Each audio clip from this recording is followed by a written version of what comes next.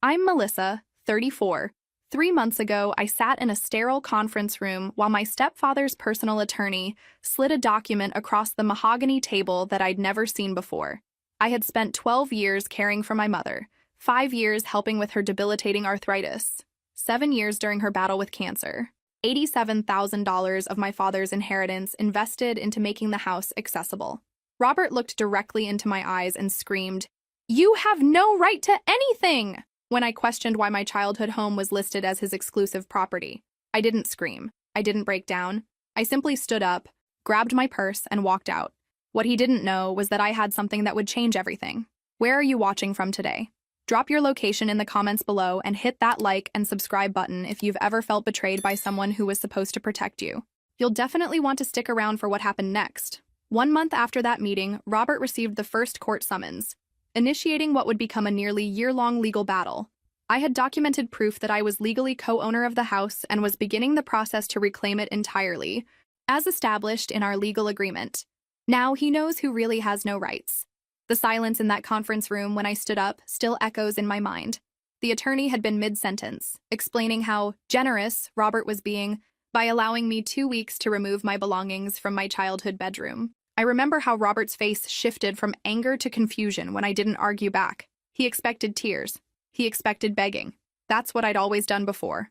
"You'll regret this," he called after me as I reached the door. I turned back for just a moment. "No, Robert, I won't." The parking lot was scorching that day. July in Arizona means the asphalt radiates heat like a furnace. I sat in my car for 10 minutes, air conditioning blasting, just breathing. My phone buzzed 7 times with calls from Robert. I silenced it without looking. When I finally drove away, something felt different. Like the weight I'd been carrying for years had shifted. Not disappeared, just redistributed into something I could actually use. I drove straight to Lauren's office. Lauren has been my best friend since college and is now a real estate attorney. She was expecting me. I'd called her the moment I found the hidden documents 3 weeks earlier. "How did it go?" she asked as I collapsed into the chair across from her desk. "Exactly how we expected," I replied. "He thinks he has it all figured out." Lauren smiled and pulled out a thick folder. "Then he's in for quite a surprise."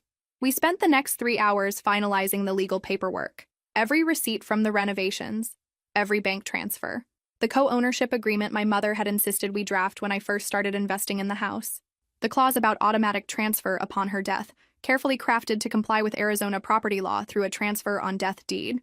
"This is solid, Melissa," Lauren said, reviewing the documents again. "Your mother was incredibly thorough. The prenuptial agreement explicitly kept this house as her separate property, and the transfer on death provision is ironclad under Arizona law." "She knew Robert better than anyone," I said quietly. "She was protecting me the only way she could." Mom had been diagnosed with stage 3 breast cancer shortly after her arthritis began limiting her mobility. The treatments were brutal.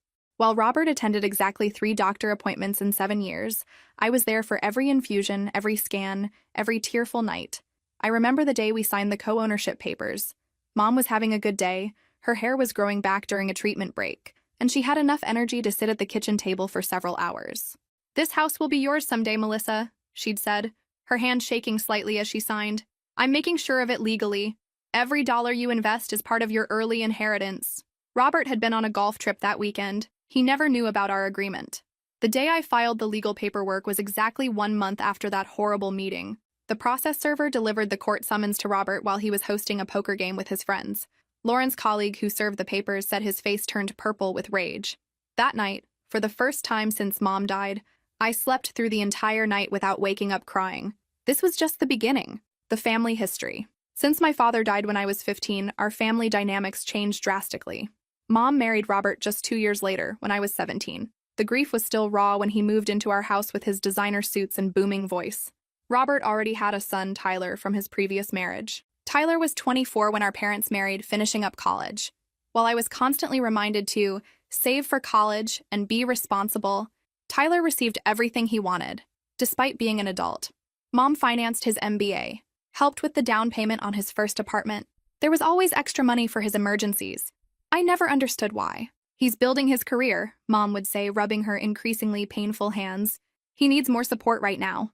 For 17 years of their marriage, I watched Robert manipulate my mother into favoring Tyler with every decision. I stayed quiet. I stayed present, especially when the cancer diagnosis came. My childhood home had always been my sanctuary. Dad built the treehouse in the backyard when I was 7, spending every weekend for a month getting it perfect. He planted the rose garden that bloomed beneath my bedroom window, filling my room with fragrance every spring. After he died, that house was all I had left of him. When Mom's arthritis started getting bad, I was 22 and just finishing college. I moved back home instead of taking the job offer in Seattle. I converted the dining room into a bedroom for her so she wouldn't have to climb stairs. Robert complained about losing the formal dining room where he'd hosted his important business dinners. He never once helped her up or down the stairs. I was working as a junior software developer then, making $42,000 a year. Not enough to move out and maintain my own place while helping Mom, but enough to contribute to household expenses. The first time I came home to find Mom fallen in the bathroom, unable to get up for 3 hours because Robert was golfing and had silenced his phone, something in me hardened. "We need to make this house accessible," I told him that night. "Do you know how much that costs?" He scoffed. "Besides, she'll get better." But she didn't get better. The arthritis spread to more joints. Then came the cancer diagnosis. I remember sitting in the doctor's office, holding Mom's hand while the oncologist explained the treatment plan. Robert was checking his email on his phone. "Stage 3, the doctor had said, "but we have good treatment options." That night, I made a decision. I would access the inheritance money my father had left me, which had been in a trust until I turned 25. $87,000 that I'd been saving for a down payment on my own home someday. "I want to renovate the house," I told Mom the next day. "Make it fully accessible for you. Convert the living room into a main-floor primary suite. Add ramps, support bars, widen doorways." Mom's eyes filled with tears. "That's your future home money. Honey, this is my home," I said simply. "And you're my future." Robert argued, of course. Said it would ruin the property value. But Mom stood firm, one of the few times she ever contradicted him. What Robert didn't know was that Mom had already been thinking ahead. She'd consulted with her longtime family attorney, Mr. Wilson, about protecting my investment and ensuring the house would eventually be mine.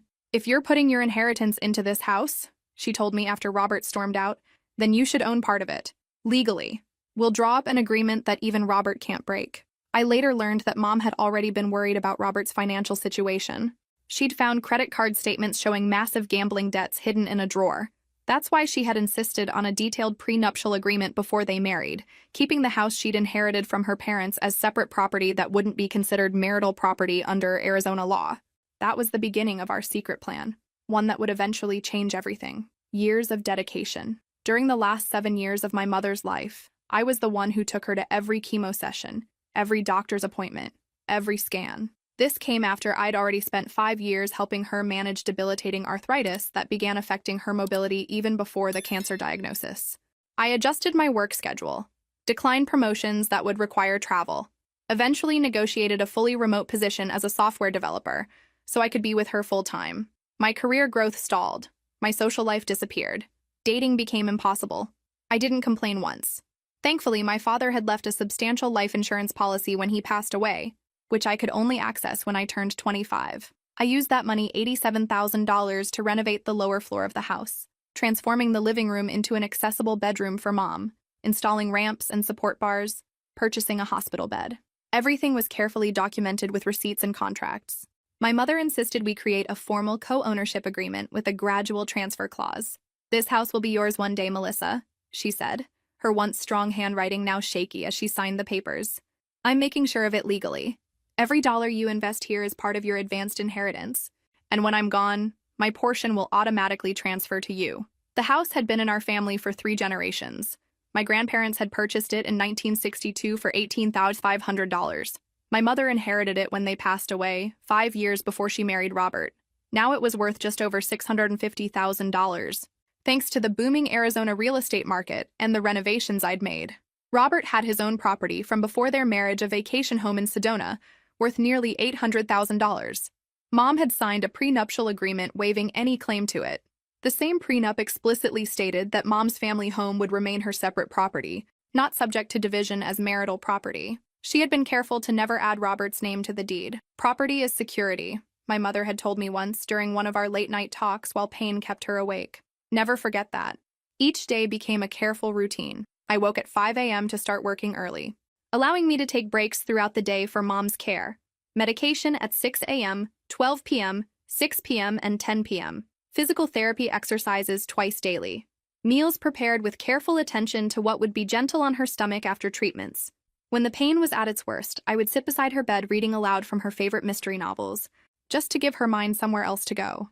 Robert was always too busy or too tired to help. His business trips conveniently coincided with her most difficult treatment weeks.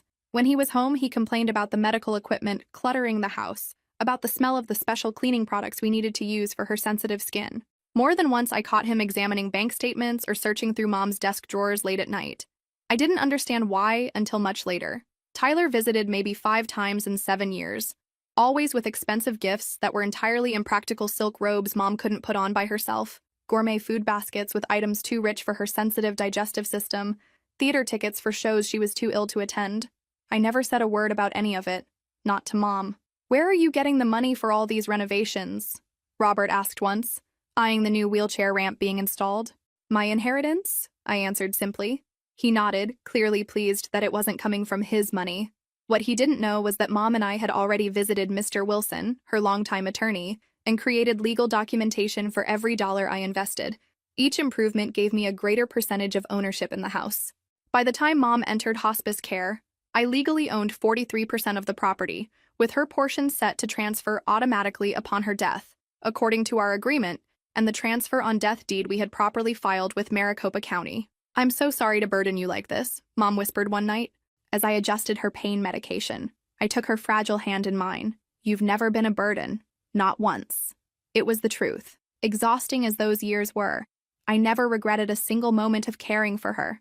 What I did regret was not standing up to Robert more firmly, not confronting the obvious favoritism toward Tyler, not demanding the respect my contributions deserved. I didn't know then that I would soon have the chance to correct all of those regrets. The betrayal. When my mother passed away 4 months ago, I was devastated but comforted by our conversations and agreements. We had prepared for this moment as much as anyone could. I knew exactly what she wanted for me to have the house, for her jewelry to go to my cousin Sarah, for her art collection to be donated to the local community college where she had taught literature for 20 years. The week after the funeral, which I organized and paid for entirely, Robert began acting strangely. He asked me to clear out my childhood bedroom, saying he needed to assess the property. Tyler suddenly appeared after his rare visits during Mom's illness, and the two spent hours locked in the home office.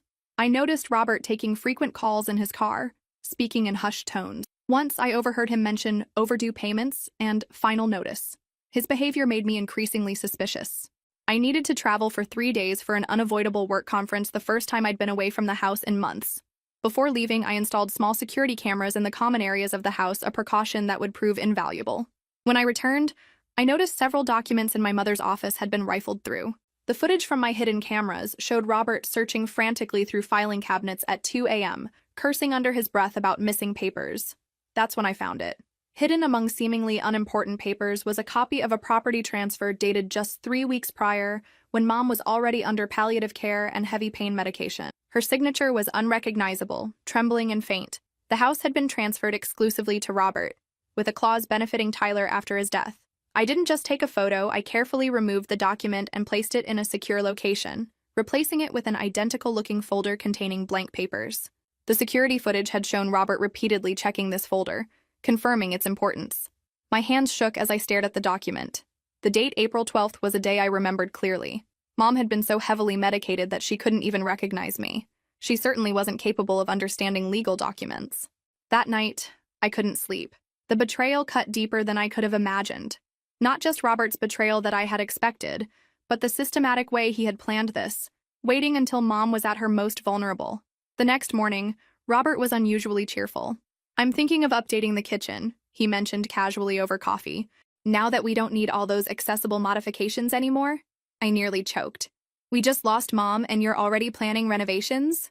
He shrugged. "Life goes on, Melissa, and this place could use some updates if we ever decide to sell." Sell. The word hit me like a physical blow.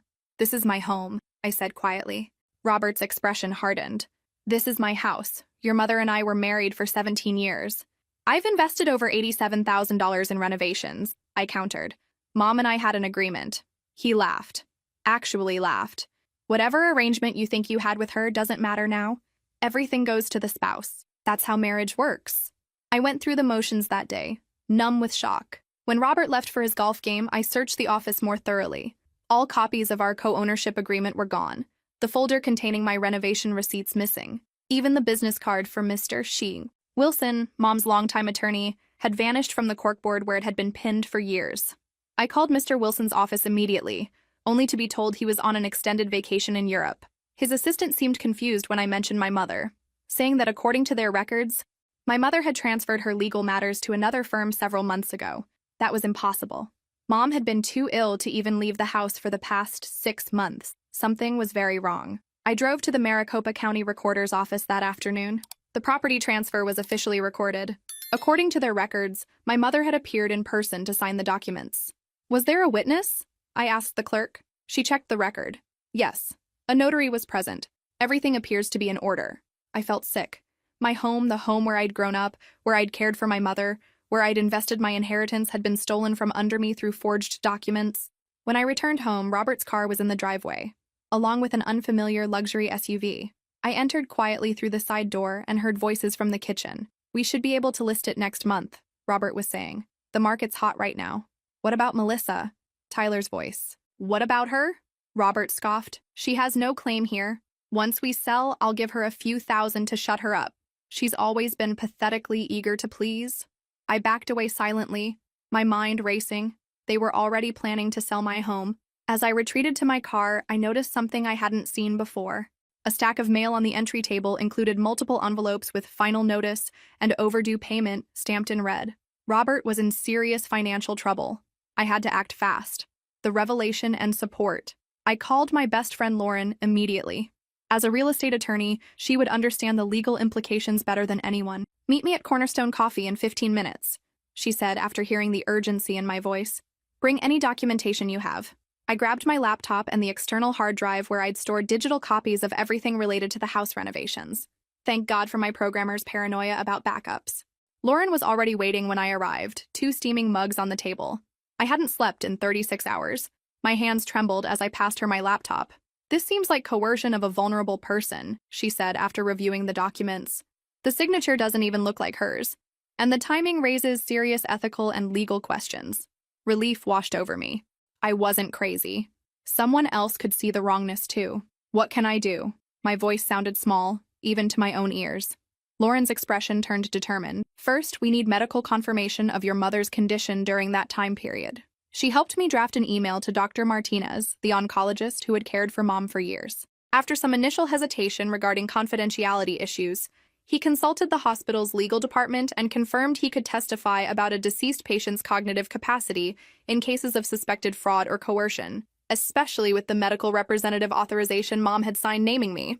I can confirm your mother was under intensive palliative medication during that period, he explained in his reply. In my professional opinion, she was not in a condition to make complex legal decisions in the final weeks of her life. If officially requested by the court, I can provide a detailed medical opinion regarding her cognitive capacity at that time. Another piece of the puzzle locked into place. The next day, Martha, the home health nurse who had helped with Mom's care in the final months, contacted me after hearing about the situation from Dr. Martinez's office. Your mother was worried something like this might happen, she revealed. 2 weeks before she passed, during a day of greater lucidity, she asked me to help her secure some important documents. Martha took me to a secret compartment at the back of Mom's closet, which they had created specifically for this purpose. She explained that she had been waiting to tell me about it, following Mom's explicit instructions to wait at least 1 month after her death before revealing it. She was worried that Robert would be watching you closely right after she passed, Martha explained. She wanted to give you time to grieve before facing this battle. There I found Mom's journal and a folder of crucial documents, including a copy of the official will dated 5 years earlier, long before the suspicious transfer, prepared by Mr. Wilson. Our formal co-ownership agreement, detailing how my investments constituted a gradual purchase of the property, with the specific clause stating I would become full owner automatically after her death. All receipts and proof of payments I had made for renovations and adaptations. A letter to Mr. Wilson explaining her intentions. Melissa sacrificed so much for me and for this house. Robert has his own property from before our marriage, and Tyler will receive my investments and insurance policies. The house belongs to my daughter, who transformed it into a home of care and love. Most importantly, a proper transfer on death deed, correctly filed with the county 2 years earlier, legally transferring her portion of the house to me upon her death. I sat on the closet floor, clutching these papers, tears streaming down my face. My mother had protected me one last time. She made me promise not to reveal this hiding place until after she was gone. And only to you, Martha said softly. She was very clear about that. She also told me to wait at least a month, to give Robert time to show his true intentions. I contacted Mr. Wilson that same day. He explained he had been trying to reach me since Mom's passing, but Robert had informed his office that I was emotionally unstable and traveling indefinitely, blocking his communication attempts. I was quite concerned, he said, because I knew your mother had very specific plans for her estate succession. When I explained about the property transfer document, his shock was palpable even over the phone. That's impossible, he said firmly. Your mother and I reviewed her will just 5 months ago. During a brief improvement in her condition, she was absolutely clear about her intentions regarding the house. But the transfer document exists, I said. It's been filed with the county. Then it's fraudulent, he stated flatly. I would stake my professional reputation on it. The signature of the notary should be investigated as well. For the first time since finding that document, I felt a spark of hope. I wasn't alone in this fight. I had evidence, witnesses, and now professional allies who believed me. What's our next step? I asked Lauren and Mr. Wilson during our conference call that evening. We build a case, Lauren said, and we move quickly before Robert can sell the property. Mr. Wilson agreed. I can file for an emergency injunction to prevent any sale or further transfer while the case is pending. And will you take the case on contingency? I asked hesitantly, knowing legal fees could quickly become overwhelming. Lauren and Mr. Wilson exchanged glances. Given the strength of your documentation and the clear evidence of fraud, yes, Lauren said. We'll take it on contingency. The legal owner of a $650,000 property can certainly pay us when this is resolved. That night, I finally slept soundly, Mom's journal under my pillow, her last words of love and protection surrounding me like a shield. The fight had just begun, but for the first time, I believed I could win. The crucial discovery. Martha's revelation about the hidden documents changed everything. With renewed determination, I met with Lauren and Mr. Wilson at his office the next day to review all the evidence. The co-ownership agreement alone establishes your legal right to at least 43% of the property, Mr. Wilson explained, adjusting his reading glasses. But with the automatic transfer clause upon your mother's death and the transfer on death deed, you have claim to the entire house. Lauren nodded. And the timing of this supposed new property transfer is highly suspicious. April 12th, you said? I confirmed the date, my stomach tightening at the memory. Mom was completely non-responsive that day. She couldn't even hold a spoon, let alone a pen. Mr. Wilson made a note. Dr. Martinez's medical testimony will be crucial here. As we strategized, Mr. Wilson's assistant interrupted with an urgent call. When he returned to the conference room, his expression had changed. That was Judge Carlton's clerk. Robert has filed for an emergency eviction order against you, claiming you're trespassing on his property. My heart sank. Can he do that? He can try, Lauren said grimly. But we're filing our own emergency injunction today. This actually works in our favor. It brings the case before a judge immediately. The hearing was set for the following Monday, just 3 days away. I spent the weekend gathering every piece of evidence I could find. Mom's journal entries about our agreement, photos documenting the renovation process, bank statements showing the transfers from my account. I also gathered the security camera footage showing Robert searching through Mom's files late at night and discussing selling the house just weeks after her death. Martha provided a sworn affidavit about Mom's condition in the final weeks and the creation of the secret document hiding place. Dr. Martinez sent his medical opinion regarding Mom's cognitive capacity on the date of the alleged property transfer. I hadn't returned to the house since discovering the secret documents. Robert had changed the locks, but I had taken my most important possessions and was staying with Lauren. Monday morning arrived with a knot of anxiety in my stomach. I dressed carefully in a simple navy dress and low heels, the outfit I'd worn to my college graduation, the last happy day before Mom's health began deteriorating. The courthouse was intimidating. Marble floors, high ceilings, the weight of legal authority pressing down from every angle. Robert and his attorney arrived minutes before the hearing, looking confident. Robert didn't even glance in my direction. Judge Carlton, a stern-looking woman in her 60s, reviewed both filings with careful attention. I see 2 emergency motions before me, she began, one for eviction, one for injunction against property transfer. Before I rule on either, I need to understand the ownership situation more clearly. Robert's attorney stepped forward. Your Honor, the situation is simple. The property belongs solely to my client as the surviving spouse. The deed was transferred to him on April 12th of this year, with Mrs. Henderson's full knowledge and consent. And the co-ownership agreement referenced in the injunction filing? Judge Carlton asked. The attorney waved dismissively. An informal arrangement at best, superseded by the legal transfer of the deed. Lauren stood. Your Honor, we have substantial evidence that the April 12th transfer was fraudulent. Ms. Henderson's mother was under heavy palliative care medication and lacked the cognitive capacity to understand or consent to such a transfer. We have her oncologist's sworn statement to that effect. She presented the documents we had gathered. The medical records, the original co-ownership agreement, the renovation receipts, Martha's affidavit, the prenuptial agreement that explicitly kept the house as Mom's separate property, the transfer on death deed. Judge Carlton reviewed them carefully, her expression giving nothing away. Mr. Henderson, she finally said, looking directly at Robert, can you explain why this property transfer occurred when your wife was, according to her doctor, heavily medicated and approaching the end of her life? Robert shifted uncomfortably. She had been talking about transferring the property for months. We simply finalized her wishes. And the co-ownership agreement with her daughter? A misunderstanding, Robert's attorney interjected. Mrs. Henderson never intended it to be legally binding. Judge Carlton's eyes narrowed. Yet it bears the signatures of both parties, was notarized and filed with the county recorder's office 3 years ago. And I'm particularly interested in this transfer on death deed, which appears to have been properly executed and recorded 2 years ago. The room fell silent. I'm denying the eviction order, Judge Carlton finally said, and granting a temporary injunction against any sale or transfer of the property until this matter can be fully litigated. Ms. Henderson may continue to reside in the home during this period. Relief flooded through me. It wasn't a final victory, but it was a crucial first step. As we left the courtroom that day, Robert caught up to us in the hallway. This isn't over, he hissed. That house is mine. Your mother wanted me to have it. I looked him directly in the eyes. Then you have nothing to worry about when all the evidence is presented. His face flushed with anger, but for the first time in our 17-year relationship, I didn't flinch. When I returned to the house that evening, I noticed that Robert had hastily cleared out his personal belongings. The security cameras I had installed captured him removing documents, jewelry, and even some of Mom's artwork items that were specifically mentioned in her will as going to other people. I documented everything, adding it to our growing case file. The cameras had proven their worth many times over. As I settled back into my childhood home, I felt both vindicated and exhausted.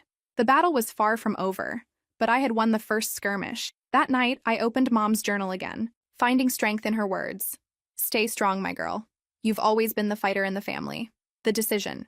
With the emergency injunction in place, I moved back into my childhood home that evening.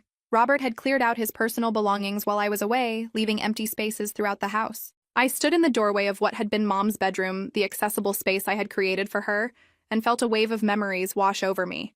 Her voice, weak but determined. This house will be yours, Melissa. I'm making sure of it. Lauren called that evening. We need to discuss next steps. This is just the beginning. She was right. The injunction was temporary, designed to maintain the status quo until a full hearing could be scheduled. The real battle was still ahead. I sat at the kitchen table where Mom and I had signed our co-ownership agreement, spread all the documents before me, and made a decision. I would fight with everything I had. The next morning, I drafted a formal email to Robert. I am writing to inform you that I will not be removing my belongings from the house. I am taking legal action to protect my property rights as established in the co-ownership agreement with my mother and the transfer on death deed. Going forward, please direct all communication through my attorneys.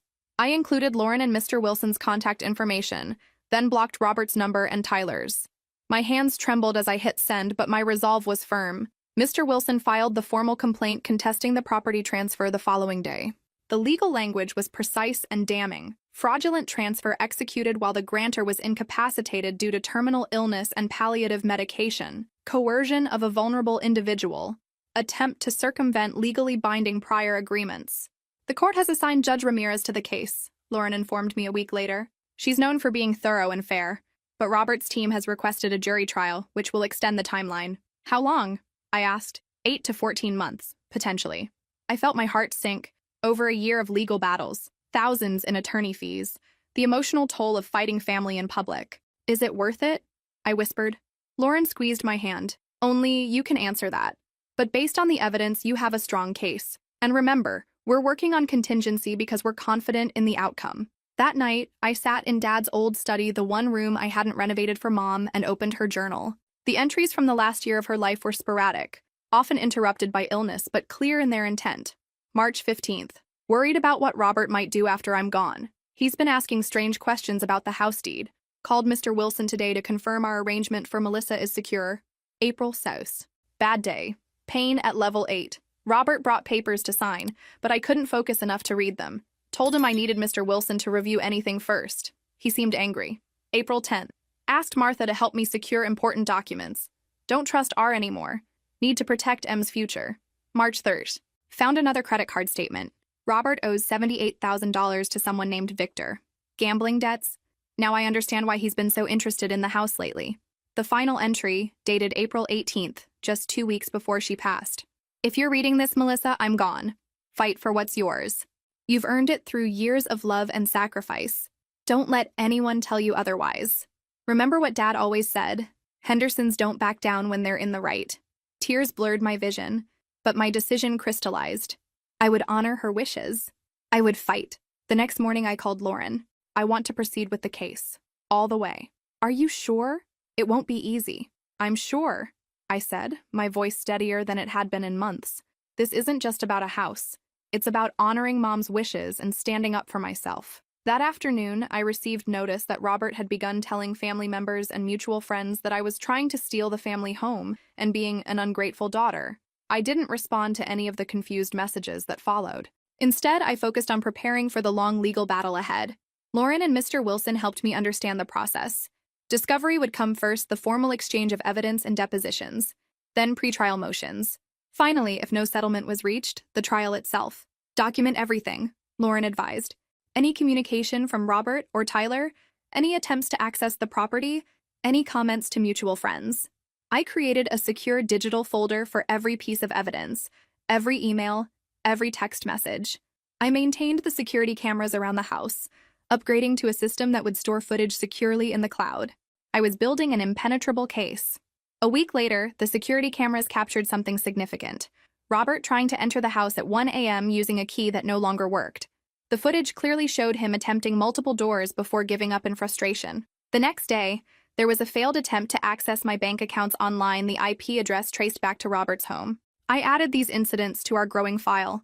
Each one strengthened our case, showing a pattern of desperation and questionable behavior. Throughout this period, I noticed Tyler driving by the house occasionally, slowing down but never stopping. Unlike his father, he seemed conflicted, uncertain. Once our eyes met as he passed, and I saw something unexpected in his expression: doubt. What do you think will happen next? Leave your predictions in the comments below. The legal confrontation. The preliminary hearing was scheduled 6 weeks after filing the case. I arrived at the courthouse 30 minutes early, my stomach in knots despite weeks of preparation. Robert showed up with Tyler at his side, both in expensive suits, accompanied by a real estate attorney who specialized in probate matters. This was different from the corporate lawyer who had been at the emergency hearing. Robert was taking this seriously now. Judge Ramirez called the court to order precisely at 9 a.m. Her efficiency was intimidating. No wasted words, no patience for legal theatrics. I've reviewed the filings from both parties, she began. This is a complex case with serious allegations of fraud and coercion. Today's hearing will establish the timeline for discovery and set preliminary parameters. Robert's attorney argued first, presenting the property transfer document as definitive proof of ownership. Mrs. Henderson clearly intended her husband to have the family home. The plaintiff's claims about an informal co-ownership arrangement cannot override a legally executed deed transfer. When it was our turn, Lauren presented the co-ownership agreement, complete with notarization and county filing stamps from 3 years prior. She questioned the suspicious timing of the new transfer and presented Dr. Martinez's affidavit regarding Mom's mental capacity. Your Honor, we have documentation proving Ms. Henderson invested $87,000 of her own inheritance into making this home accessible for her mother. This wasn't charity, it was an investment in property she legally co-owned, with the understanding that full ownership would transfer to her upon her mother's death. Lauren then presented the transfer on death deed, properly executed and filed 2 years earlier. This document, Your Honor, makes the ownership succession crystal clear. Mrs. Henderson intended for her daughter to receive full ownership upon her death. Robert shifted uncomfortably in his seat. When Lauren mentioned the amount I'd invested, he leaned forward, whispering furiously to his attorney. Judge Ramirez asked several pointed questions about the timeline, particularly focusing on April 12th, the date of the contested transfer. Mr. Henderson, She addressed Robert directly. "Were you present when your wife signed this transfer document?" "Yes, Your Honor," he replied confidently. "And who else was present?" "The notary, of course, and my son stepped in briefly." Lauren made a note. Tyler had not been mentioned as a witness in the original filing. "Ms. Henderson," the judge turned to me, "when did you last see your mother alert enough to understand and sign legal documents?" I took a deep breath. "Mid-March, Your Honor. After that, her medication was increased significantly for pain management. By early April, she often didn't recognize me." Judge Ramirez nodded thoughtfully. "I am establishing a discovery period of 4 months.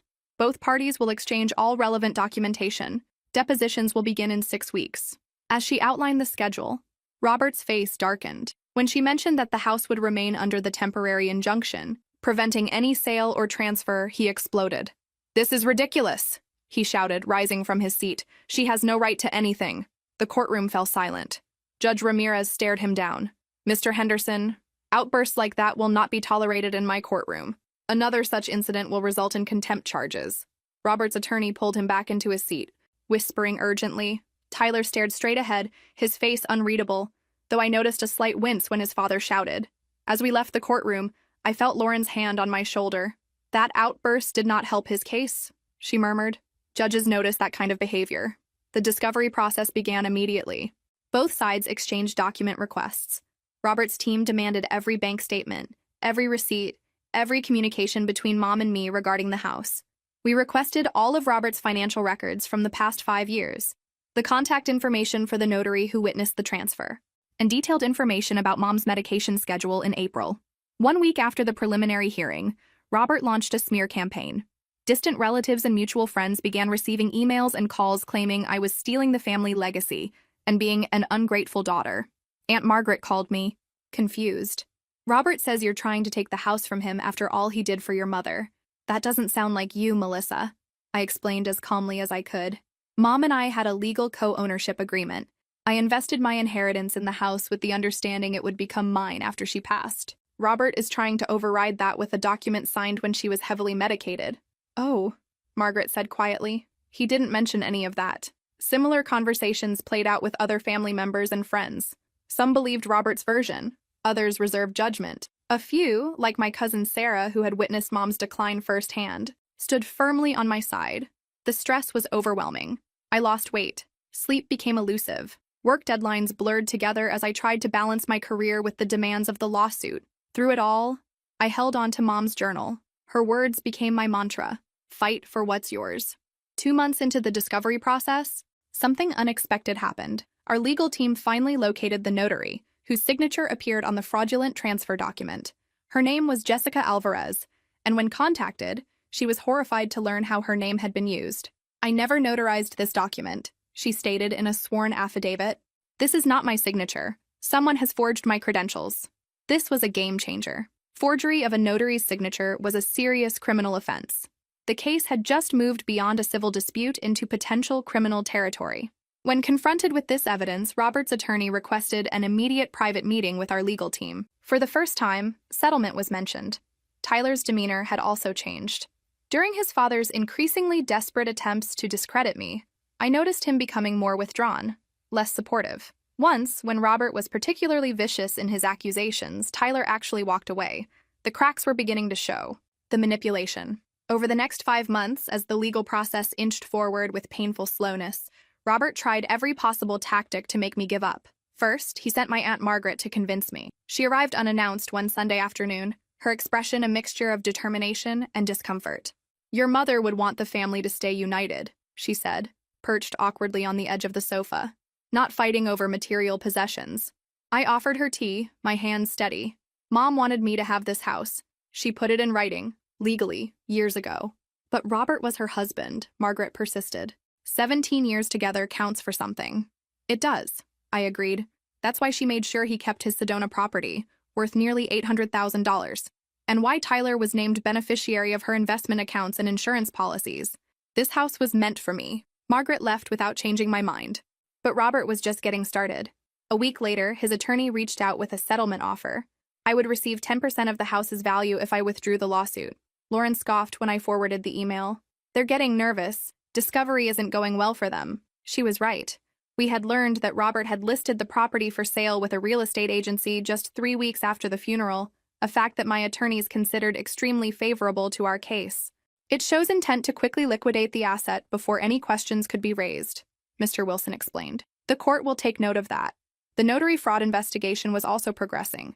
The district attorney's office had opened a file on the case, requesting interviews with Robert and the person who had posed as Jessica Alvarez. As the depositions approached, Robert's desperation became more evident. He began showing up at places he knew I frequented: my favorite coffee shop, the bookstore where I bought my weekly mystery novel, even the trail where I jogged every Saturday morning. Each accidental meeting included some variation of, "We should talk privately," without the lawyers.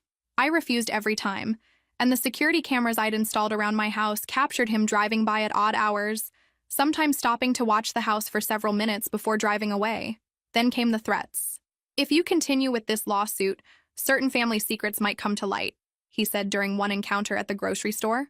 "Things your mother wouldn't want revealed." I stared at him, shopping basket clutched tightly. "Are you threatening me?" "Just being realistic," he said with a shrug. "Lawsuits make everything public record." I reported the incident to Lauren immediately. "He's getting desperate," she observed. "People who are guilty always resort to manipulation when they feel they're losing control." I also filed a police report about the harassment, creating an official record of Robert's increasingly concerning behavior. Tyler's deposition was scheduled first. As Robert's son and a claimed witness to the property transfer, his testimony was crucial. The morning of the deposition, I arrived at Lauren's office to find her frowning at her computer. "Tyler's attorney just requested a postponement," she said, claiming a family emergency. "Is there really an emergency?" Lauren's expression was skeptical. "They've requested a 2-week delay. Judge Ramirez granted it, but with the stipulation that no further postponements will be allowed." 2 weeks later, Tyler finally sat for his deposition. His testimony was a carefully constructed narrative that supported his father's claims while remaining vague on specific details. "Yes, I was present when Catherine signed the transfer," he stated. "Was she alert and aware of what she was signing?" Lauren asked. Tyler hesitated. "She seemed to understand." "Did she read the document?" Another hesitation. "Dad explained it to her." "But did she read it herself?" "I don't recall specifically." The pattern continued. Tyler couldn't remember the notary's name, couldn't recall exactly what time of day the signing occurred, wasn't sure if his stepmother had been given her medication before or after signing. What was notable, however, was Tyler's body language. He avoided eye contact, fidgeted constantly, and when shown photos of Mom from that period clearly incapacitated, his discomfort became visible to everyone in the room. "He's trying to avoid perjury while still supporting his father's story," Lauren explained afterward. "Notice how he never gave a definitive answer about her mental state or capacity." Robert's deposition was next. Unlike his son, he was adamant and specific. Catherine had been completely lucid, had understood exactly what she was signing, had explicitly stated she wanted him to have the house. "She told me she was worried about Melissa making impulsive decisions with such a valuable asset," he claimed. "She wanted me to oversee the eventual sale and ensure Melissa received some benefit, but not control." When asked about the notary, Robert provided a name that didn't match Jessica Alvarez. When confronted with this discrepancy, he claimed memory issues due to the stress of losing his wife. But when pressed about his financial situation, Robert became defensive and evasive. "Are you currently facing any significant debts?" Lauren asked. "That's irrelevant," he snapped. "Let me rephrase. Do you owe money to someone named Victor?" Robert's face paled. "How do you—" He stopped himself, looking to his attorney for help. "We'll need to see the relevance of these financial questions," his lawyer interjected. Lauren smiled calmly. "The relevance, counselor, is establishing motive for committing fraud. Catherine Henderson's journal mentions discovering Mr. Henderson's debts to someone named Victor, which she believed were gambling-related." Robert's attorney requested a break. When they returned, Robert suddenly claimed to be feeling unwell, and the deposition was adjourned. My own deposition focused on the co-ownership agreement, the renovations I'd funded, and Mom's condition in her final weeks. Robert's attorney tried repeatedly to suggest I had manipulated my mother into the co-ownership arrangement. "Isn't it true that you stood to gain significantly from this arrangement?" he asked. "I invested $87,000 of my own inheritance in a house that my mother and I legally co-owned," I replied calmly. "Every dollar was documented and agreed upon." "But you expected to receive the entire property eventually, correct?" "According to our legal agreement, yes, that was the arrangement we made together, with legal counsel, when she was completely healthy and competent. Through it all, I maintained the composure Mom had always admired. 'You never let them see you sweat,' she used to say. 'That's your superpower, Melissa.' As the depositions concluded, something subtle but significant had changed in the case dynamics. Tyler had begun to distance himself from his father.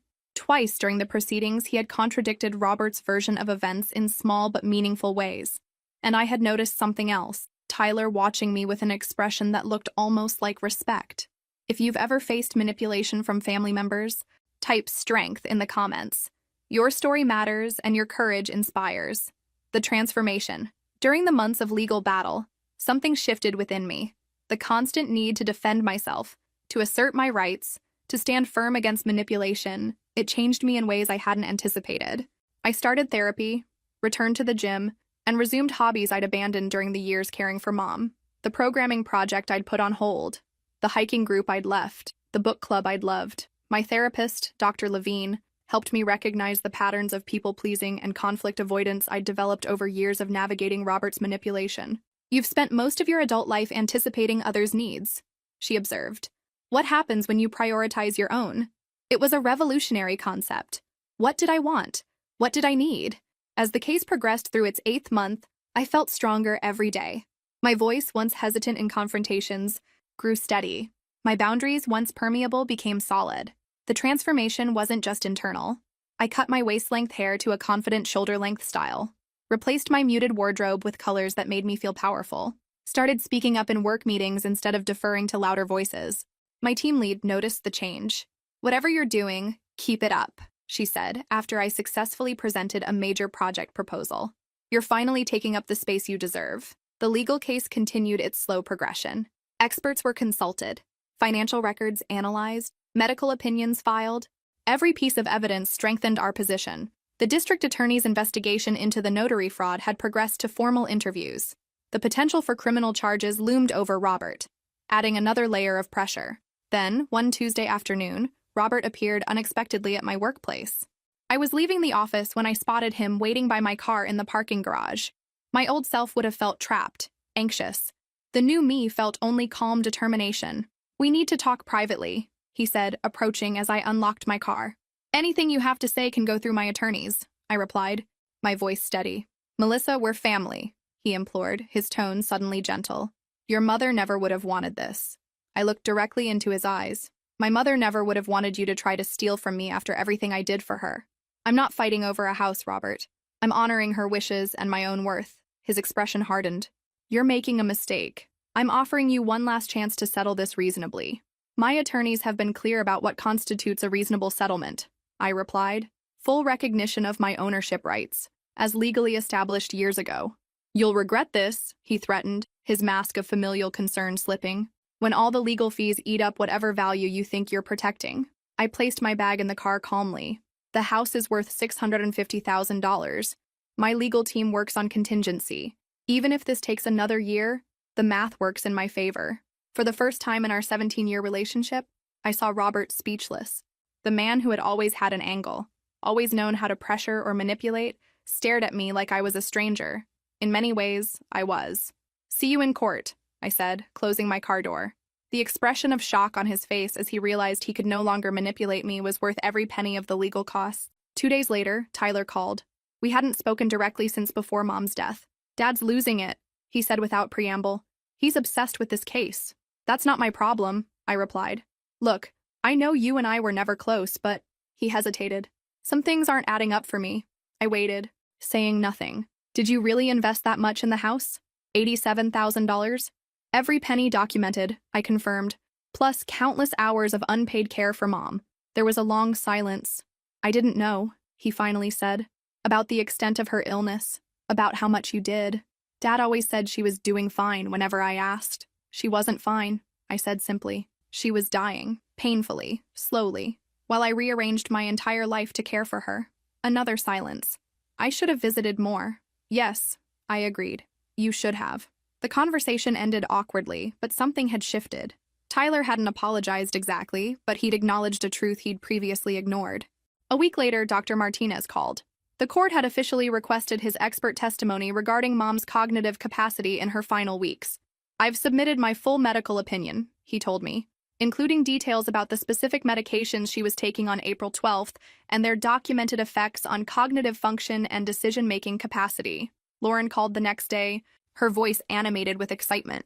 Martinez's testimony is damning for their case. He stated unequivocally that your mother lacked the capacity to understand or consent to property transfers during that period. The case was moving steadily in our direction. Robert's attempts to discredit the co-ownership agreement had failed under expert legal review. The suspicious circumstances of the property transfer were increasingly apparent. As month 9 of the legal battle approached, I received an unexpected email from Robert's attorney proposing a new settlement. I would receive 75% ownership of the house, with Robert maintaining 25%. They're getting desperate, Lauren observed. But we're still holding firm for 100% per the original agreement. I agreed. We had come too far to compromise now. That weekend, I repainted Mom's bedroom, the accessible space I had created for her, on the ground floor. The medical equipment was gone now. The hospital bed donated to a family in need. I transformed it into a bright home office, with her favorite watercolor landscapes on the walls. For the first time since her death, I felt her presence as a comfort rather than a wound. You're doing exactly what I raised you to do, I could almost hear her say, standing your ground with grace. The unexpected turn. In the 10th month of the legal process, something unexpected happened. Tyler contacted me, asking to meet for coffee, alone, without Robert's knowledge. I agreed with caution, choosing a cafe in a part of town Robert never visited. Tyler arrived looking nervous, avoiding eye contact, fidgeting with his watch, a $6,000 Breitling I recognized as a gift from my mother on his 30th birthday. I found something you should see, he said, sliding a manila envelope across the table. Inside were printed emails between Robert and the attorney who had conducted the succession meeting, a personal friend of Robert's, not an independent professional.